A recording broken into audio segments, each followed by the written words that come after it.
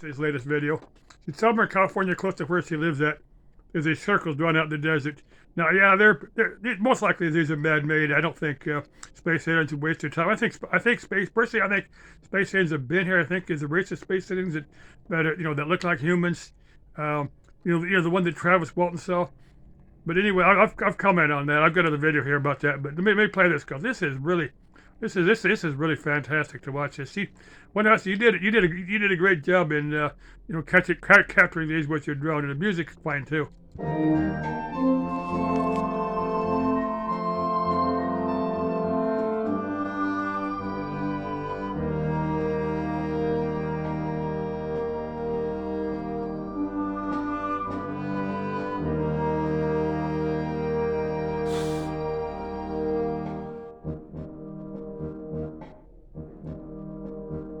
Okay, wow. Those circles actually look pretty impressive from the air, or at least they were impressive to me.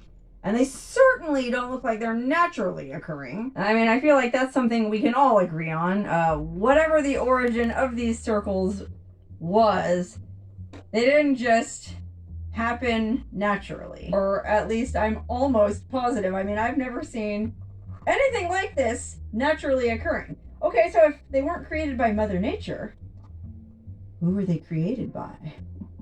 I mean, I'm not saying it was aliens, but... And I guess that was one of the prevailing theories back in the day. Remember, 1960s, 1970s, UFO stuff was really hot.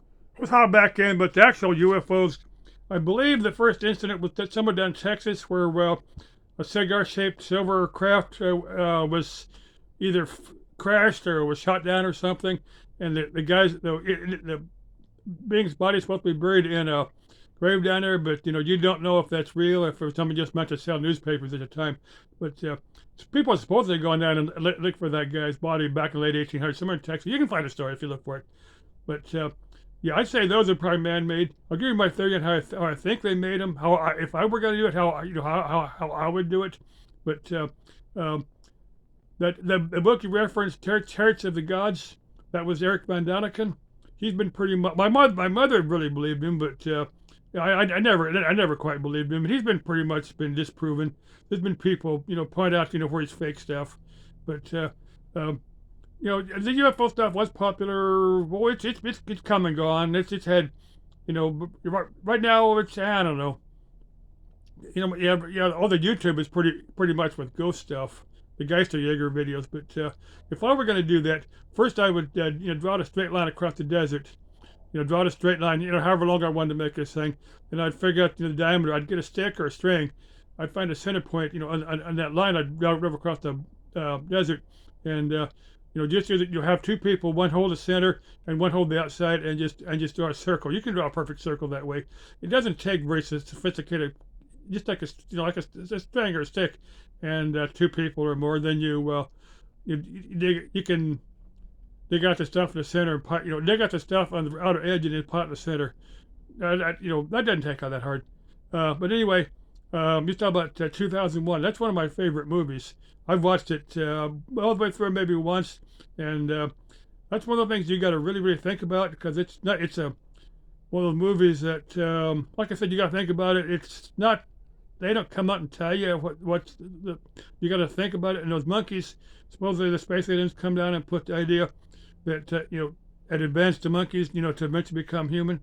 And I mean that's a prevailing theory. At the end of it, you can kind of come up with your own interpretation of it.